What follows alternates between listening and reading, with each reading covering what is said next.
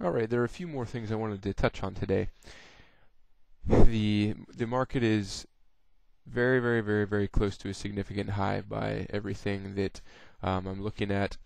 All the technical indicators suggest that, the sentiment suggests that, the real money data from the smart money actually suggests that as well. So there's a couple of things I want to go over here. The first is this is the NASDAQ composite, and if you look below here, there's a standard 14-period RSI, which is the typical RSI used. And on today's move to new highs in the NASDAQ for the rally, it made a higher high, but the RSI is at a lower peak. So there's a sharp bearish divergence within this tight trend here. So that may be an indication that this is, today may have been the top of at least this section of the rally, if not the whole rally. Now, on the commitment of traders data that came out as of this past weekend regarding the NASDAQ, there was a major sell signal in the NASDAQ.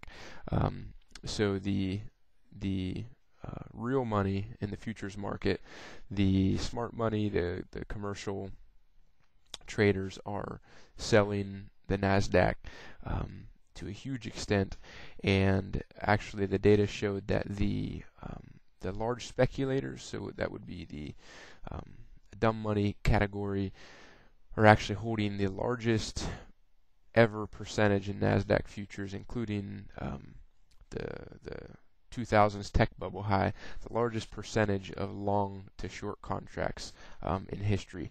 So this is definitely some bearish data. So I think anybody who's on the fence on this, I don't think there's any other way to interpret that. It's either happening now, here in the next few days, or it's just a matter of working off a top here. But we have to be seeing that by historical standards.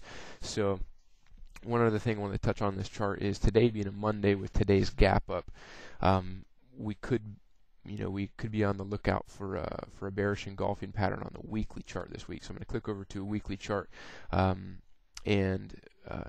talk a lot about candlesticks on the blog. I think they're a really, really useful tool. I'm going to point out some of these patterns.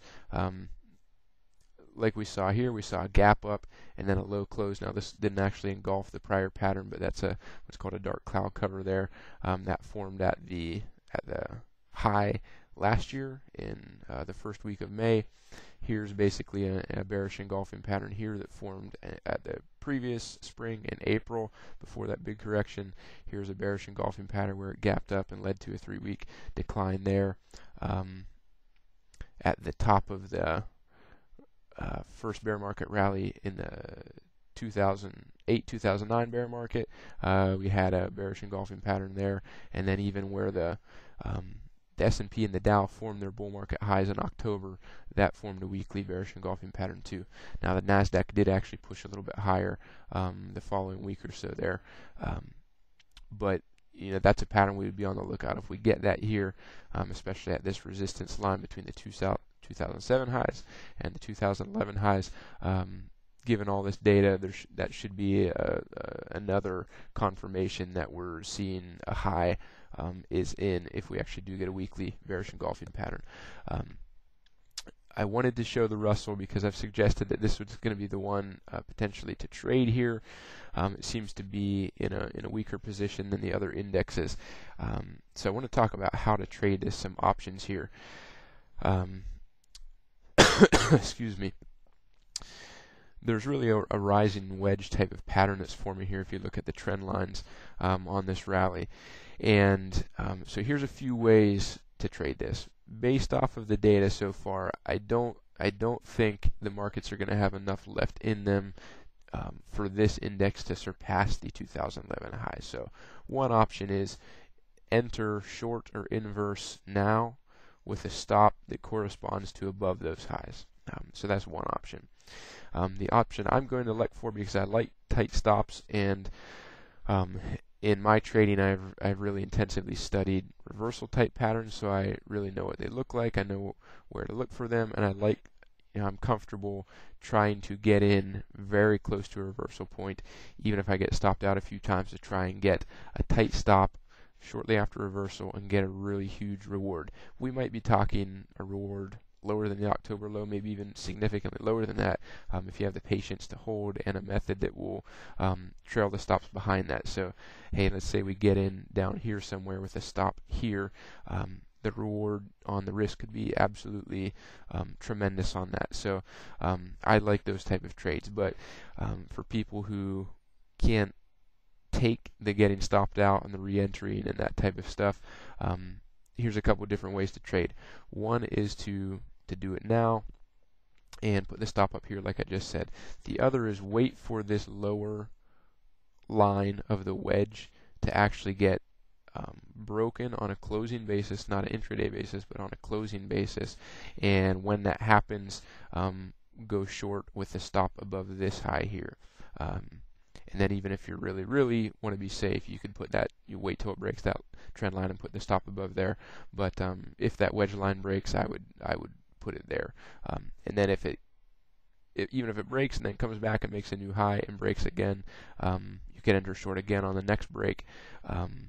With a stop above whatever new high is made. But those are my suggestions on how to trade that using the chart patterns. You can obviously use technical indicators, and what I've indicated here is the stochastics is now in a sell signal on the daily chart. What I want to do is basically see yesterday's low broken, and I would actually like to see this low broken here prior to that gap up. So that's where I'm looking to go short on this market or trade inverse on this market. Now I wanted to show a similar pattern that happened in silver last year. So we had this big bull market in silver, we had a sharp sell-off, and then we had a rising wedge type of pattern, not that dissimilar from what we just looked at in the Russell 2000 there. And so what we saw is that upper rising line, the rising wedge line, was broken briefly. Just like we saw right here on the Russell. All right. So that was broken. The market came down, tested that support line on the rising wedge, and then broke it on a closing basis. Right at this level here. So once that's broken, if you place the stop above the high of the pattern, you should be in a pretty good position. And then in silver, we saw that dramatic sell-off, which who knows what will happen here, but the point is when that upper line breaks, that's usually the blow off of the pattern. For anybody who's familiar with an ending diagonal pattern, it's not that dissimilar. You could have on an ending diagonal a bit of a throw over at the end of the pattern prior to the reversal there. So that's what I'm looking at here as a similar pattern. This is gold here, and there are a couple of things I want to look at because I've been updating this market here, and I think this is setting up for a really nice short or inverse opportunity. And I think with how speculatively overbought gold is, the declines that are going to come in gold are going to be pretty big, and this next leg down should take out this double support around 1530 on there. And I think if it breaks at this time, there could be a pretty dramatic liquidation on that level. People will be looking, traders will be looking at this as a ABC type of pattern with obviously some major stops and support under here, and if that gets broken, what we may see is a break and a brief rebound for a day or two, and then if it gets broken again, it could enter a waterfall type of decline there. So that's one thing to look at. As far as the shorter term, here's a couple of things to note. This is the GLD ETF, so same basic chart here. First off is this red trend line. That's the corresponding the bull market trend line up from 2008. So gold broke that in the winter and is now retesting that from the underside. If that's successful, that's a really pretty chart retest there, and that would indicate a big move down there. But on this daily chart here, a couple of things to note. First off, there's a little ABC down here in gold. Gold may rally back up here and take out that high, which I've suggested would be the ideal to look for. However, if we get a sharp down day here, I think that more or less is going to invalidate that that type of setup, and would probably be an indication that we actually already saw the high in gold, and you know, maybe we would get a little secondary rally here, but who knows? I guess it would be something corresponding to this day here, where the market's kind of holding its uptrend here, and then we have a big break, and the market did come up and retest before it fell harder. Maybe we'll get that this time, maybe we won't, but I don't think we should see these lows sharply taken out. If we do, the high is probably in. Here's another thing to look at, in that the upper Bollinger Band on the daily chart has now rolled over and turned lower for 2 days in a row here. On the previous bear market rally, once we saw that upper Bollinger Band roll over for a couple of days, you know, the high was already in there. So this may be an indication that the high is in. The other indication is that the Bollinger Bands are now in a channeling phase, and any spike up here is unlikely to lead to a continuing trending move. It'll likely spike that band and reverse down, and that could be a good short entry if we would happen to get that type of a setup where it spikes that upper band and reverses lower. So that's what I wanted to note on gold. This is oil, and I wanted to update on this. Few things to note here. First off, I had bought some put options way out of the money, put options down here, which turned out not to be a great buy. The market kind of came down to that band, initially went lower, but then closed back up above it. However, the setup is even better right now, because as it rebounded here, the Bollinger Bands continued to squeeze. So we have a really tight squeeze in the bands here. Assuming the market does not go on and explode out of these bands, this is a really, really nice setup. Again, I think you know, entering at these levels is a great put option buy here, better than it was here. But the same setup that I noted here is still in action. If the market comes down and closes below the lower band, and we see the bands expand, which they're already kind of starting to do, then that would be a good confirmation that a down leg has started. This little low that happened there a week or so ago has now given a bit of a neckline or a support line, that if the market closes below that line, that's another possible short entry with a high above whatever type of shoulder or swing high forms on this right side of the chart here. If the market breaks this low, this December low, that's definitely a no questions about it sell signal for oil, and should lead to a pretty steady, sharp continuation move down at that point. So that's what I'm looking at on oil. Also, if you look at the daily stochastics here, this is an 8 period, but basically by tomorrow that stochastics ought to be overbought again. So it's just to the point of looking for a bearish candlestick pattern, reversal at the upper band, a stochastic sell signal, something to that effect, or you could even go down to the hourly chart and you know, check the MACD or the hourly indicators there to look for an entry at that point. But the setups on all these markets are basically indicating that it's just a matter of days till either there's a breakout to the downside, or we may be a couple of days from potential attempted but failed breakouts higher. I think that's the most likely thing to form on these markets. Then the last chart I'm going to show here is, again, this is the Euro-US daily currency, US dollar currency pair. I've talked about the ABC upwards pattern in a recent video, and here's what's going on. The euro has rallied. Now the upper Bollinger Band is channeling.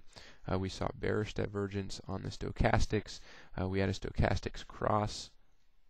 Let me zoom in there for you. Stochastics cross right in here, bearish cross. A bit of a rally attempt Sunday night and Monday. And then what we've seen is since then, this low has now been taken out, so that gives us a confirmed trailing 1-bar low sell signal on the stochastics, complete with a really nice bearish divergence there. If the bar can actually close below that level, that will be a nice setup there. So if the euro has topped here and this does continue down, then we'll see, very likely see gold and oil sell off, see commodities sell off, and in fact, while the euro did make a higher high here relative to here, the CRB index, the commodity index, actually put in a lower high. So there's a non-confirmation going on there, and I think it's really just a matter of hours to days here till this thing breaks down. A similar setup is in play here to what I talked about in oil, in that we have the bands now channeling. They're not squeezed real tight, but they're channeling. They're not much wider than it was up at this level here. If they break and close below the lower band like they did here, and that band starts to expand, that's going to be a good signal for a sharp move down, probably for a few weeks. So look for that here. And that's all I wanted to go over today. I think there are some big moves coming here. I think anybody listening to this would be wise to take this information seriously. You should be avoiding risk now. Take a contrarian position. There are some really big rewards potentially to be had.